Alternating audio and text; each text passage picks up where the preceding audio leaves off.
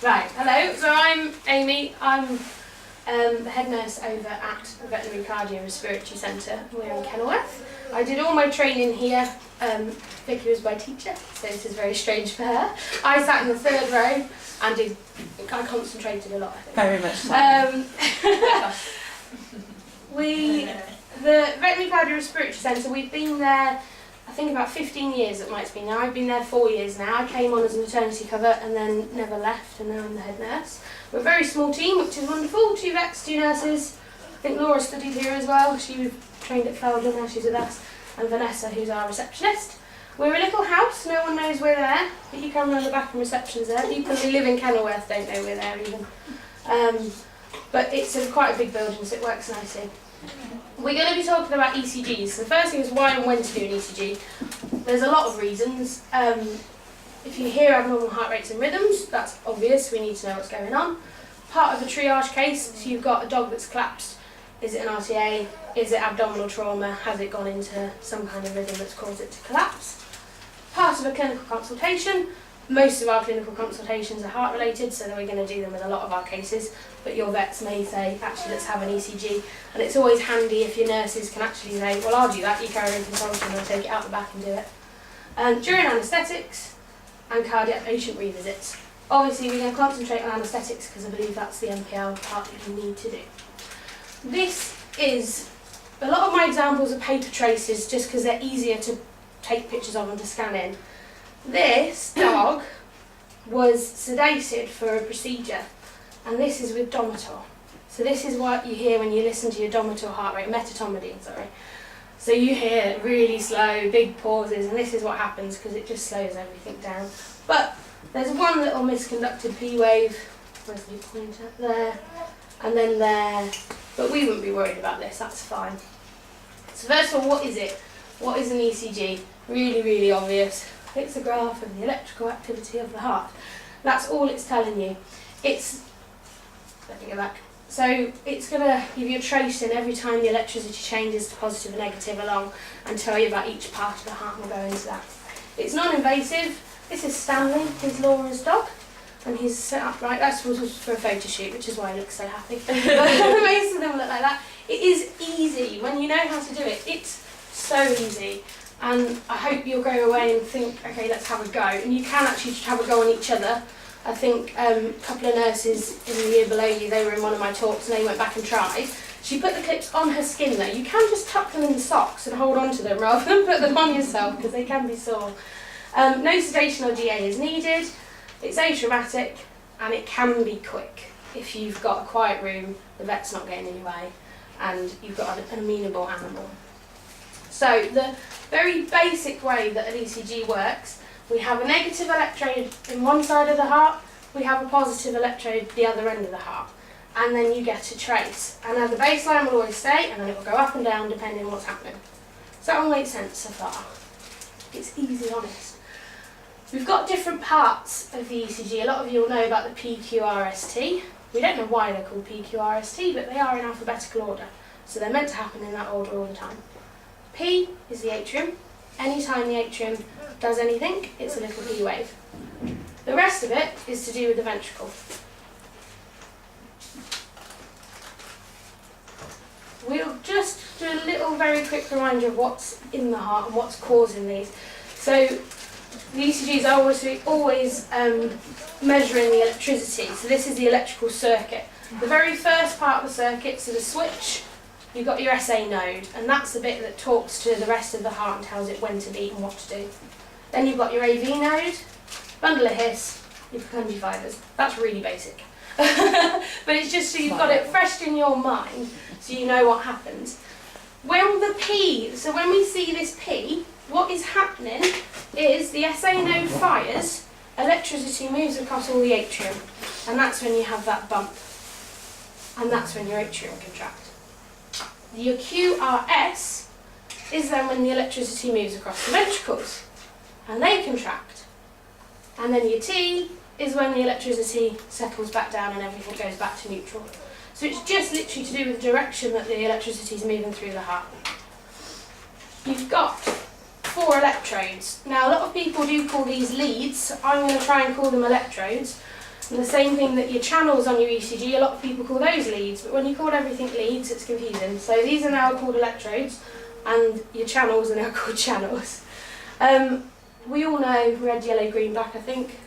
Does everyone remember these were traffic lights? I always look at the labels on my leads because I always get confused and do this all the time.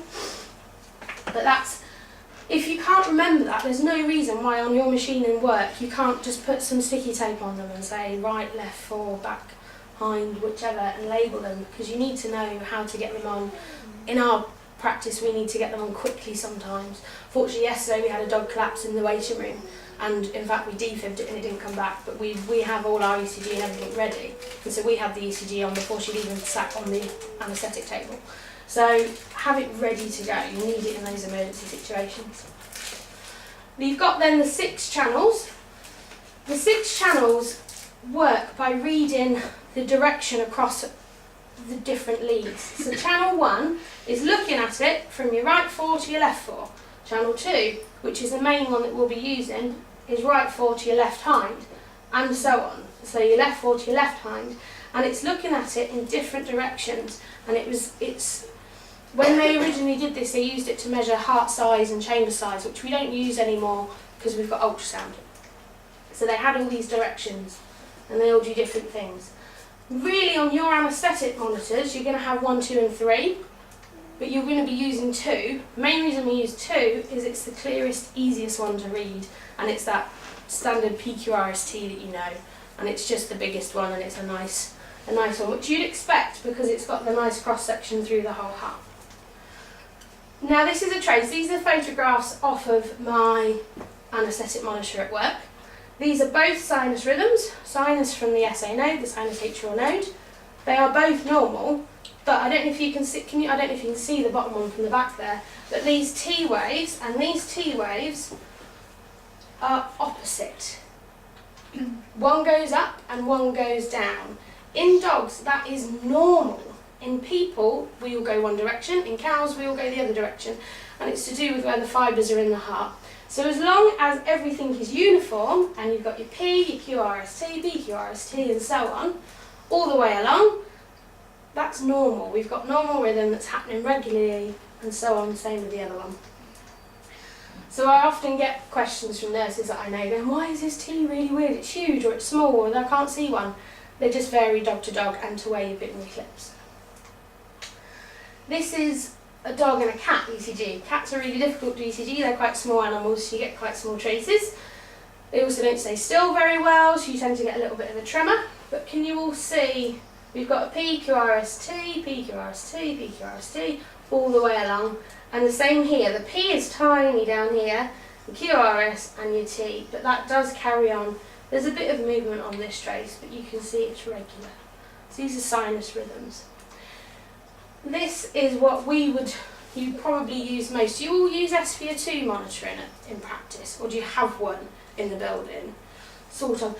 It's really good if you can have an SpO2 monitor with a trace. So if you just have a number, it doesn't actually tell you what your pulse is doing, like the little ones you get on your fingers that the doctors always use. But if you've got a nice trace, you can see how your blood pressure is doing. We also have arterial monitoring here. So we go into the artery down on the back foot, and we go in with just your normal IV catheter, and then we have a different, you've got a different system that sets up onto our anaesthetic monitor, and it gives us a direct line tracing of the blood pressure as it changes in the arteries. The main thing here is this is what I want you to be looking at. You've got a pulse for every beat. I don't know if you can see it, appreciate it from that far, but you've got your pulse and then your beat comes in a little bit later, because that's when the heart contracts and it gets down to your tongue. But there's regular ones for every single one, same on here. So that's a good trace, that's what you want to see, and that's what your ECG is going to be telling you. You've got a good regular pulse going on. This one's a video, sorry, I'm going to click it.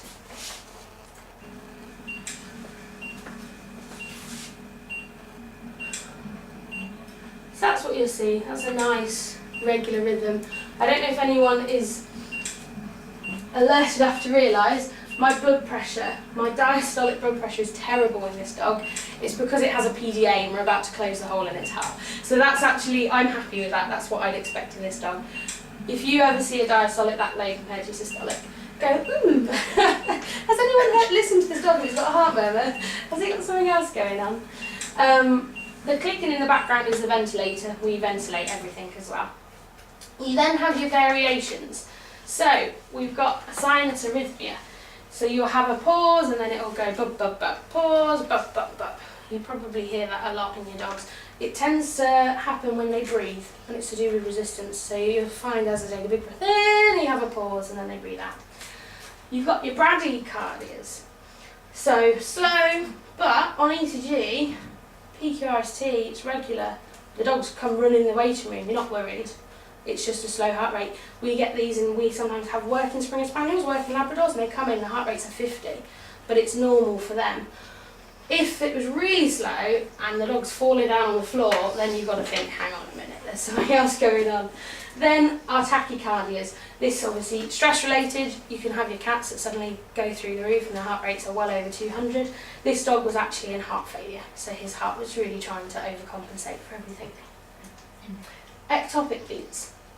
Now, a vet over at Willows, she's very nice, she said she calls these whoopsies, and I like the term whoopsie. So we've got our normal PQRST all the way along, then we've got no P wave, and we go into a QRST that's upside down compared to the others. And that's because the ventricle's contracted away from the atrium. It's had its own beat, so the electricity's gone in the other direction. People can have these normally. If you ever think you've had too much coffee and you feel a bit of a palpitation, that's often what these are. I know I get them first thing in the morning because I can feel them, but it's normal. Dogs get them normally as well. There's one or two every now and then, don't worry about them. But you can see it there. On this one, this is a little cat ECG, can you see the two ectopic beats here? It's the same thing, PQRST, PQRST, you can see them, two whoopsies. I like that term. Does everyone follow? Any questions about it? Just shout at me all the way through, because I will keep talking otherwise. This is on my anaesthetic monitor, so I wanted to show you this because I've got my arterial and my SpO2 on. I've got a couple of whoopsies or VPCs. They still give you a pulse. This dog's not going to drop down. You've still got a nice read in there. So it's just to make you aware of that as well. This is then into heart blocks. So heart blocks is when the atrium fires, you have your little P wave, but for some reason the message doesn't get through. The most common reason you'll see this is the anaesthetic's gone on too long or your dog's too deep. And this is a dog actually where that happened. It was a really long respiratory investigation and we got a little block.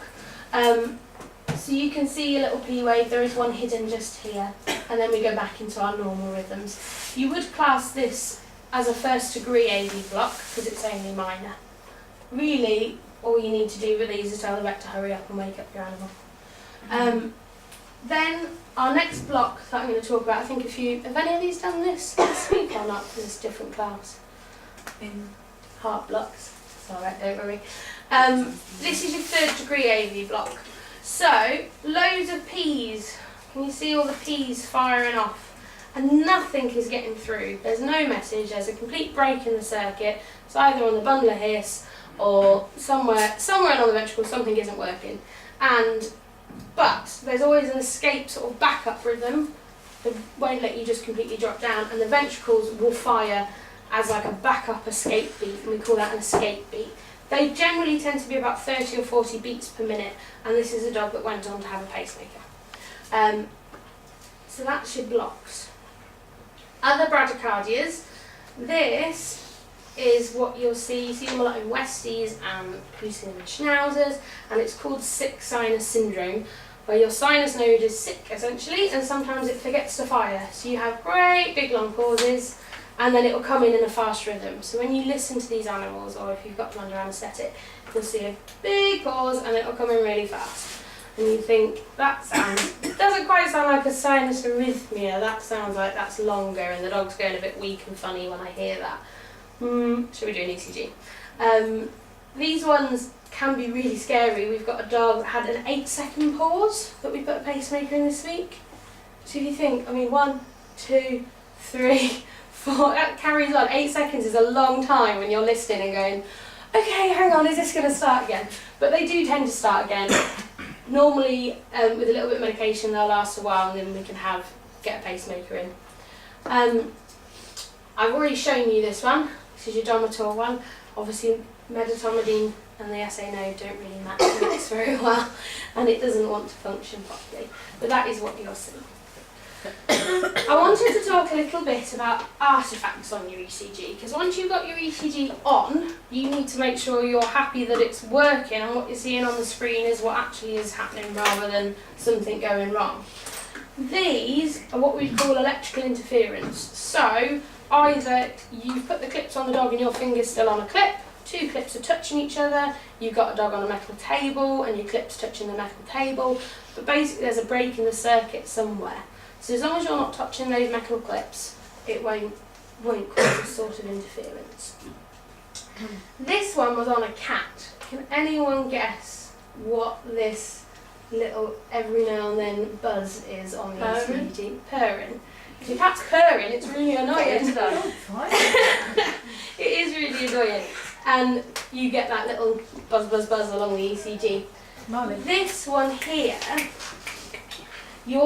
so you can see once you get to the end, you've got your PQRSTs happening nicely.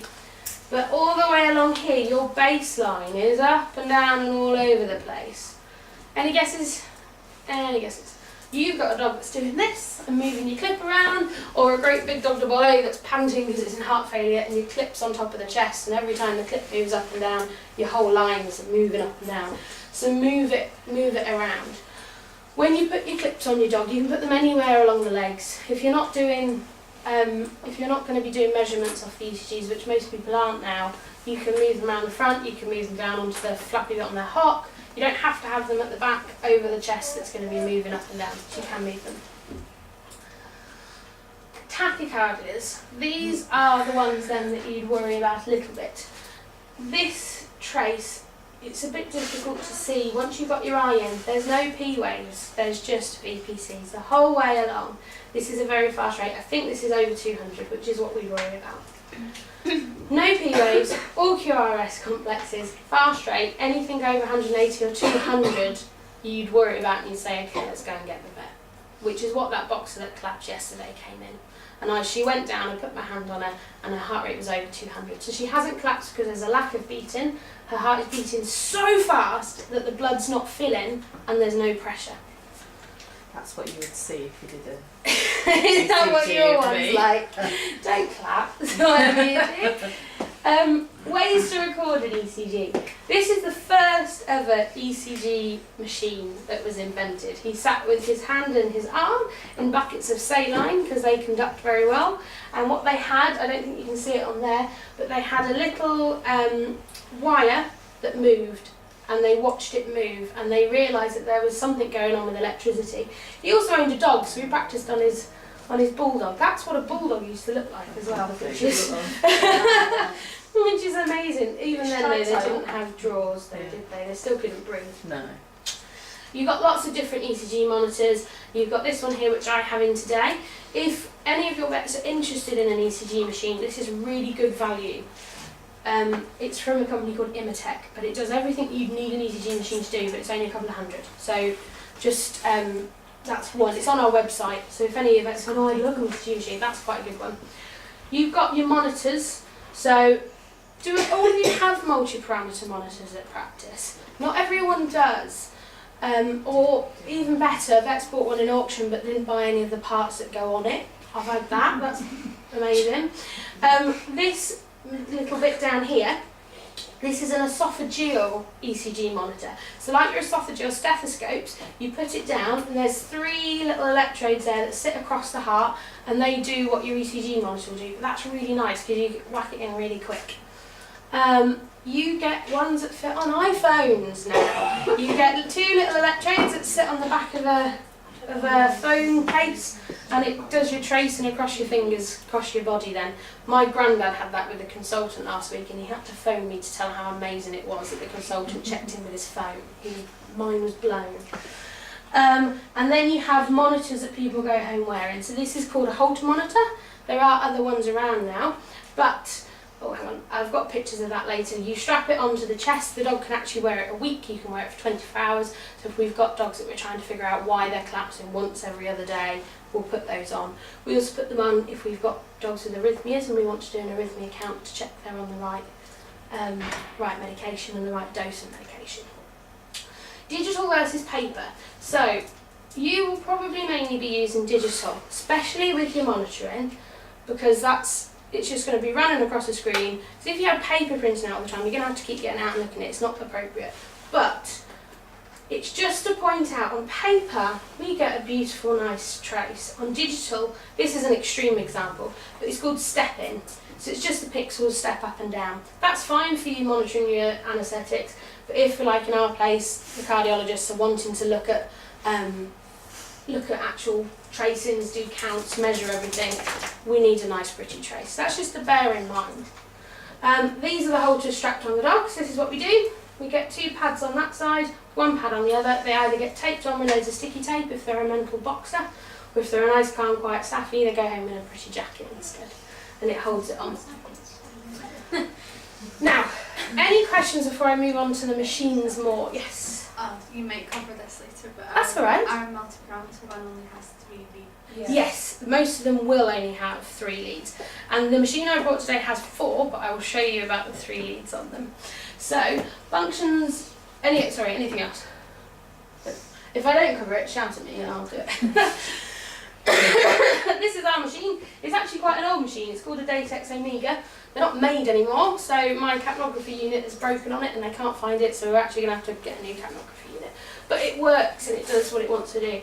It has a lot of buttons. It's crazy. Honestly, if you've got one of these, spend an afternoon playing with it. Like when you've got your first new iPhone ever, years ago, probably your first phone was all iPhones, but you go through every single setting and you find out what it will do and what each button does. Go and find out what it does. On this machine, when you press ECG, it comes up with the ECG menu. You can change your ECG lead, so from 1, 2, 3. This is the channels, so yeah, channel 1, channel 2, channel 3. If you've got your 2 on and it's looking really small and it's not looking very good, just flick through and see what channel 1 and channel 3 look like. You can change your size, so if you're doing a cat and it's a tiny little one, you can turn your size up and the millivolt size will go a lot bigger. There's also other bits on here, there's setup and alarms. We go into that menu, oh hang on, I've got my knobs. We go into that menu because we actually turn our pacemaker on, so when we've paced a dog, it shows spikes when it's a pacemaking spike. We also sometimes turn the beat volume off, and sometimes we actually turn the alarm off because during our procedures they mess around with the heart so much that I'm fed up with the machine going off, but hopefully that never happens with yours. This is a normal paper trace machine, and these are all the other different settings you have. You've got your speed, so normally you'd sit at 25 millimeters per second. You can change it to 50 millimeters per second if you've got a fast heart rate.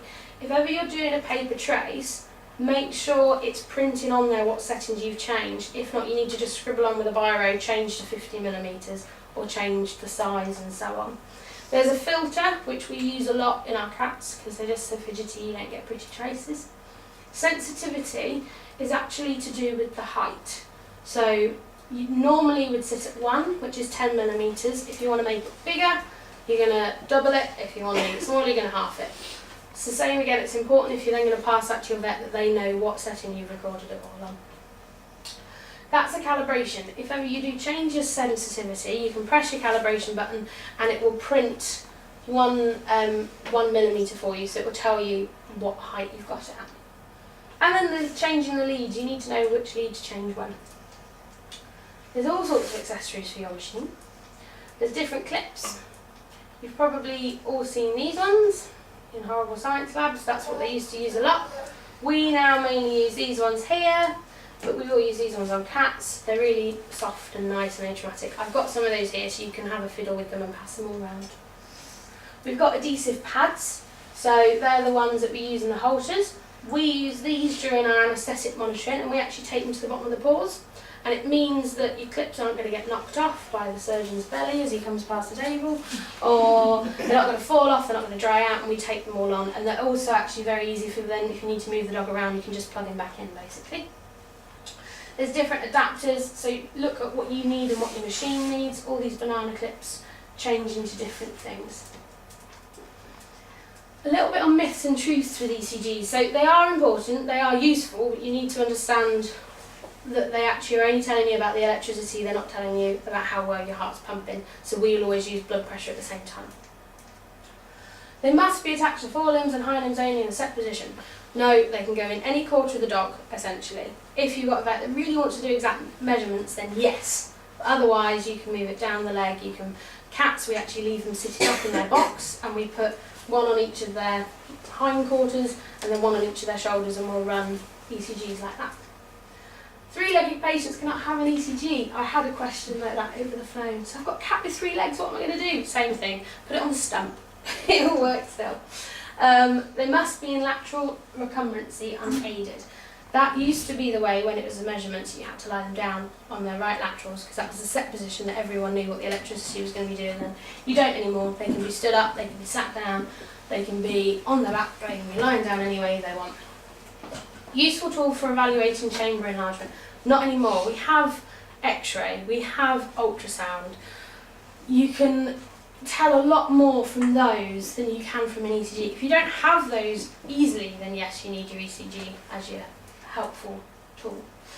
Cannot run an ECG on a standing patient. I think I've covered all that now. Do not touch the patient while the ECG is running. That's another question I had. We used to get terrible ECGs. Turned out they were putting it on the dog and everyone was standing back because they didn't want to interrupt the ECG. So the dog was running around the room. You can touch your dog, don't touch your clips. That's the myth there really. Fur must be clipped before applying the clips. No. If you can part the fur and get it onto the skin, spray it loads of spirit, you're fine. It's not, you're going to get good tracing. People do still sometimes do it. We've done it occasionally on like really thick matted cat or something that was really thick furred, but not often. ECG equals life. This is a myth. We had a dog that we put to sleep, and out of clinical interest, the owners had left it with us. We put an ECG on when we put the dog to sleep. At the point where we had the stethoscope on and said your dog's gone, there was still activity. It wasn't a normal trace, but there was still what we would have called a regular heartbeat, because the electricity is still firing, but the tissue's no longer responding. So don't take it as gospel that everything's fine. It isn't always. Now, preparing the patient. Where's my thing? Have the room ready. If you're doing it on a conscious dog, or conscious cat, have a quiet room, go into the nursery, go into somewhere where people aren't going to come and disturb you. You can tell everyone to shut up and be quiet because the dog needs to sit still.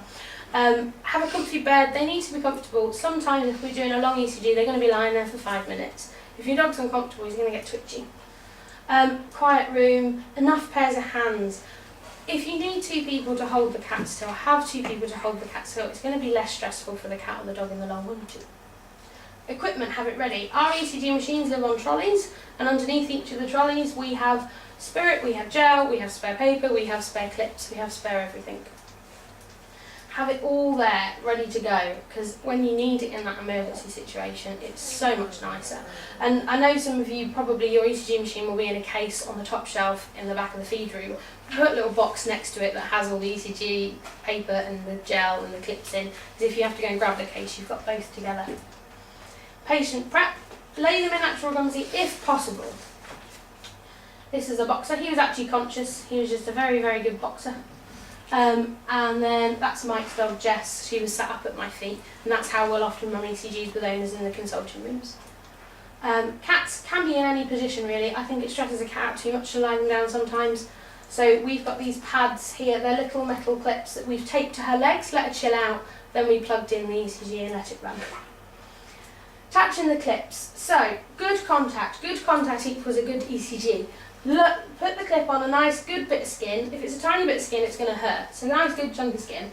Loads of spirit, And then if you're leaving them on for a long time, I don't know if you can quite see this, but a blob of ultrasound gel on top stops your spirit evaporating, or KY jelly or whatever you've got in the building. You have V-gel lube that's left over. Just leave it on top and then it stops it evaporating. We used to do that before we used our pads on our paws, and it would last for an hour and a half for the whole anaesthetic. So it works quite nicely. Where to put the clips? Printable ECGs. So any of the quarters, quarter your animal, then go in those 4 quarters. As long as you're getting a nice tracing, that's good. For your rhythm strips, so this is what we're doing in our anaesthetic. So the reason you only have 3 clips is because you don't need your 4th one to get 3 channels. You need your 4th one to get all 6 channels. But if you remember back on that first one where it's lead 1 is like this, lead 2 is like this, lead 3 is like that. So you don't need your left. And actually on a normal ECG machine, that is only an earth wire to stop it electrocuting your animal. And you can put that clip anywhere you like, but people say 4 because it makes more sense in your brain to remember 4 quarters. So it's only got 3 because it's earth to the machine. So you don't need all 4. So it's the same thing. You want your red and your yellow in front of the heart and your black behind the heart for your monitoring. That can go anywhere. And because I work with Mike Martin, he has put some clips on a pair of testicles and one on a lip, and it worked. The dog was anaesthetised, don't worry. But it worked, we got a tracing. So you can stick them anywhere. I wouldn't recommend that, because it probably wouldn't go too well with the clients, but it's proven a point. We generally, most of our operations are actually done in right lateral, so we'll have the 2 front paws with the clips on, or during our respiratory workups we'll just find a bit of skin at the front. Quite often the front of the chest is quite loose, and then on the back leg, and you've got that one in front, one behind, and you're going to get a rhythm strip, which is really useful. I put this on, this is our recommended protocol for printed ECGs. This is what we do when we do printouts. 10 seconds of all 6 channels, a channel 2 rhythm strip for 30 to 60 seconds, because then that's what they're going to look at for prolonged arrhythmias or any ectopics, and then check it's representative. If the vet's come in and said, I need you to do an ECG, the dog's heart rate's 200, and you put the ECG on and you go, this is only 30, what's going on? Grab him and go, I don't understand what's happening now. Or if you think, this guy said there's an arrhythmia, we've got ectopics, and you put it on and it looks normal. So just check it's meant to be what it's meant to be. Label the ECG. I've got a box of unlabelled ECGs that are meant to be in patient files that I don't know who they belong to, and it's because the vets have whiffed it away before we've managed to write in it. We actually all have Sharpies in our pockets and we label everything as we go. This is something I want you to keep in mind for your monitors. Monitors lie to you all the time. Even when you've got your ECG on your SpO2, you should still be trying to feel a pulse, or if you can get an esophageal stethoscope in so you can physically hear what's happening. So this is what we would call double counting. So on this ECG, my T waves are so big that my machine thinks that's another beat. So what's happening is that my SpO2 is 77, which is what the heart rate is, but it thinks my ECG is 156. So just look at everything. That's an important one. I think this must have been a PDA again because my blood pressure's terrible. This is another example of the machine lying to me. This was after we'd actually done a valve operation, so it has gone into a funny rhythm, but it's not tacky. We class tacky as over 200. It is tacky for a person because my machine's a human machine, so it's programmed to be tacky for a person. It doesn't matter how many times I reprogram it, it doesn't want to save the settings, so we just ignore it now. But we've still got a P wave on every beat and a QRST. It's weird looking, but we've got a regular rhythm. We've got a pulse for every beat. So it's another, your machine's going blaring at you. Panic, but don't panic. Look at your machine and go, shut up. Little bit on troubleshooting. So your ECG's not right, what are you going to do? Are the clips all attached? They're attached to the dog, not the fur. I did that yesterday, it happens all the time. Are they touching each other as well? Are they away from movement and breathing? Is that chest puffing, moving down the legs? Is anyone else touching the clips? Or are they touching each other? I've had a vet student helping me who had his hand on both clips, and I kept looking, and every time I turned around he sort of moved. And then every time I turned to the machine, he leant down to look. It took me 5 minutes to figure it out, and then he had to go make tea for the afternoon. If on a metal cable, put a blanket down, it just stops that conduction. Is there enough spirit and gel on? Good contact equals a good ECG. So in summary, when you're looking at an ECG on an animal, look for regular P waves, followed by normal QRS complexes, with a regular rhythm at an appropriate heart rate for your animal and the situation. Regular gaps between the complexes, you haven't got the big pauses and stuff. Practice makes perfect. If you've got a machine that no one uses, go and use it. ECG paper isn't that expensive. I think for ours, for a pad of ECG paper, it's £4. If the boss is going to get funny about it, give him £4 and play with it and have a go on it. If you've got a good dog who's in the practice, have a practice, because when you need that machine, you need to be able to run it and to use it then. Any other questions? When you put in the clips in the 4 quarters, it has to be symmetrical. No, we try and make them symmetrical because you're going to get a better one, but they don't have to be.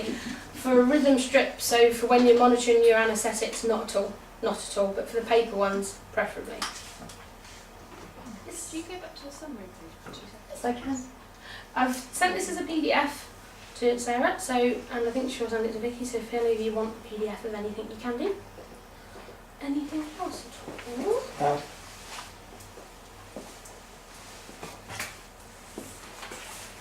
Sorry, did you?